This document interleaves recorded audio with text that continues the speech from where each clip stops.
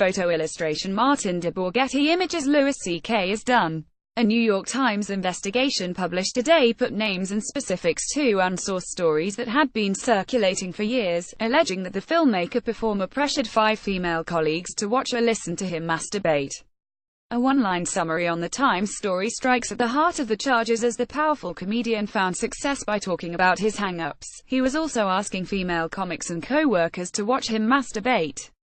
The Times investigation by Melina Ryzak, Cara Buckley, and Jodi Kantor arrived mere hours after the announcement that CK's movie distributor cancelled the premiere of his new film, I Love You, Daddy, a controversy-stoking twofer in which CK plays a C.K.-like television producer who has a sexual relationship with an actress who's about to star in his new TV show, while his teenage daughter Chloe Grace Moretz, a legal minor, is having a fling with a much older, Woody Allen-like film director John Malkovich. The black and white photography and orchestral score are both modeled on Allen's Manhattan, likewise an uneasy comedy about an older man's relationship with a teenager. The movie includes a long bit in which the CK character's assistant Charlie Day loudly mimes masturbating on an office couch with other people present, including a female producer played by Edie Falco, who looks disturbed but still carries on a conversation with CK's character as if this sort of thing happens all the time. The film's very release now seems to be in jeopardy, and by the time you read this, it may have been shelved or simply written off as a loss. CK is only the latest Hollywood power player who seems finished. The allegations of sexual harassment, indecent exposure, exploitation, pederasty, rape and other offenses have opened up a vortex of shame and punishment that's vacuuming up the industry like the black hole that opened up at the end of Poltergeist.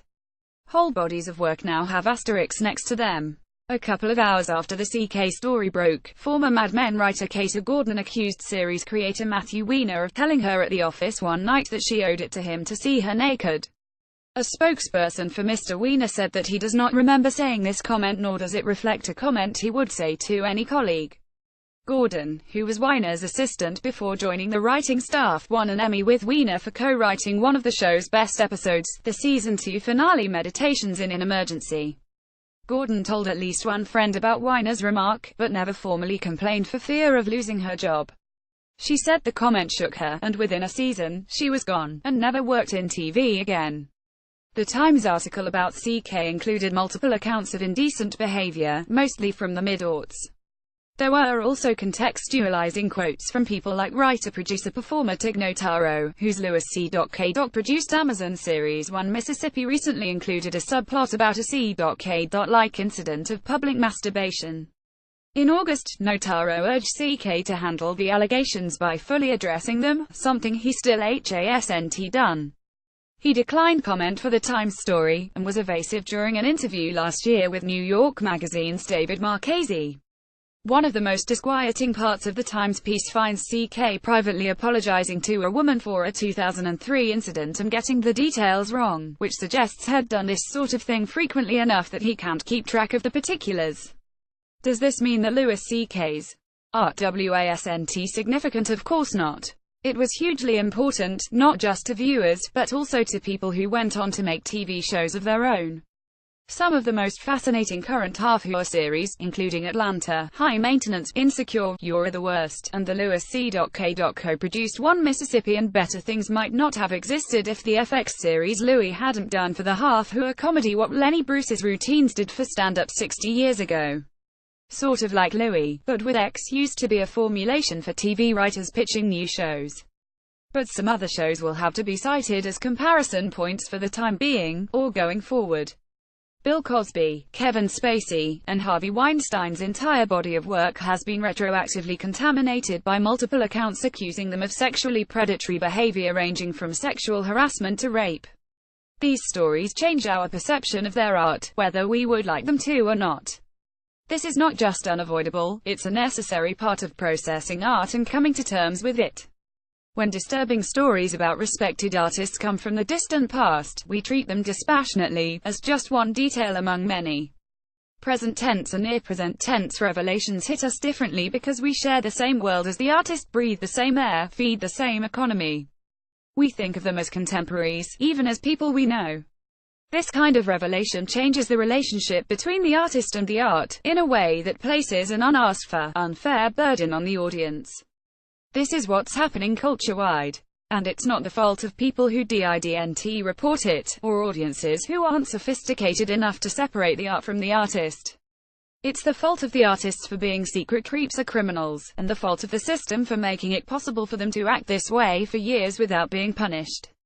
The allegations against CK also constitute a form of betrayal against an audience that trusts artists to make edgy, even unlikable work, and gives them the benefit of the doubt when they wade into the deepest, darkest parts of their imagination. A well-crafted, intelligent story about the impact of rape, domestic violence, pederasty, and so forth is already tough to watch. It becomes a horrendous experience once you add the possibility that the writer or director actually did what they're depicting, and might be getting off on making the audience squirm by representing it while not fessing up to their relationship with it. It's a power move rooted in the thrill of subterfuge and shock, an artist's version of indecent exposure. CK did this in season 4 of Louis, when he built an episode around the main character forcing himself on his best friend played by Pamela Adlon, the show's co-producer and frequent co-writer. I supported these episodes because, as far as I knew at the time, they were a storytelling gambit that juxtaposed the self-aware, self-questioning public entertainer Louis, who was seemingly close to Louis C.K. the comedian represented in a stand-up sequence in that very same show, against the private version of the character, a sexual ethics train wreck who put his urges and sense of entitlement ahead of consent. This story struck me at the time as a brave, if potentially foolhardy, attempt to complicate the audience's reaction to the character, and caution us that artists might not be as good as the public face they show us. But the conclusion of that story, a happy ending that found Pamela forgiving Louis and entering into a romantic relationship with him, was gross, and in retrospect, it seems a harbinger of allegations that came to light today. As I told former Vulture recapper Danielle Henderson in a conversation about the season, that scene at the end of Pamela Part 1 just keeps bobbing up like something nasty that you want to stay at the bottom of the ocean of the show's subconscious. You want it to stay down there because it complicates what should be a sweet and rather redemptive arc. Finding out that CK is a sexual predator immediately changes our perception of the Twaparter. Now it seems like some kind of cover story, and any art that it contained is overshadowed by the sense that it was all a con job, regardless of whether its grappling with morality was sincere, and I think it probably was. The Times revelations make it seem in retrospect as if CK was trying to get away with something in those episodes, convincing people that he was more like the Louis who joked on stage about male hypocrisy and impulse control than the predator blocking a door at the CK who made I Love You, Daddy, a work that seems designed to taunt anyone who ever had a problem with Woody Allen's sexual politics and behavior, or worried that the rumors about CK might be true. CK betrayed the trust of the women he exposed himself to.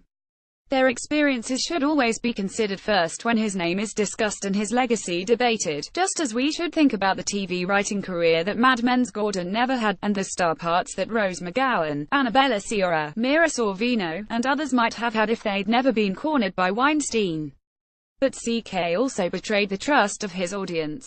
So did Spacey and Cosby and the rest.